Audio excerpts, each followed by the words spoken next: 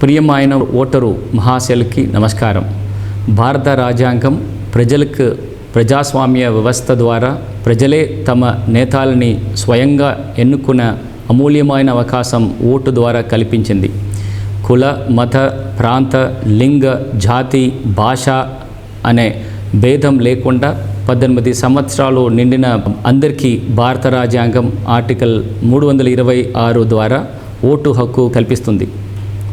ప్రజాస్వామ్యానికి ఓటే పునాది కనుక బాధ్యతాయుతమైన ఓటర్లుగా ఆలోచించి, అనగా మన గురించి మాత్రమే కాకుండా మన భావి తరాల వారి గురించి, వారి భవిష్యత్తు గురించి ఆలోచించి డబ్బు, మద్యం మరియు ఏ ఇతర ప్రలోభాలకి లోను కాకుండా నిజాయితీగా, నిర్భయంగా, నిష్పక్షపాతంగా ప్రతి ఒక్కరూ తమ విలువైన ఓటు హక్కుని వినియోగించుకున్నప్పుడే ప్రజాస్వామ్యానికి అర్థం ఏర్పడుతుంది.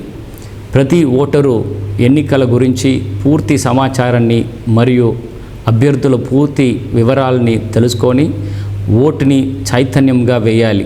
తద్వారా గ్రామ వికాసానికి, రాష్ట్ర వికాసానికి మరియు దేశ వికాసానికి మన అందరూ ఓటు ఉపయోగపడాలి.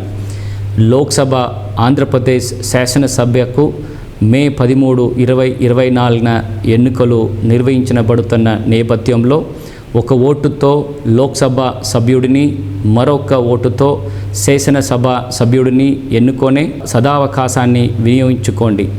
ఓటు వేయడం మన సామాజిక బాధ్యత. రాజ్యాంగం ద్వారా మనకు కల్పించబడిన హక్కు.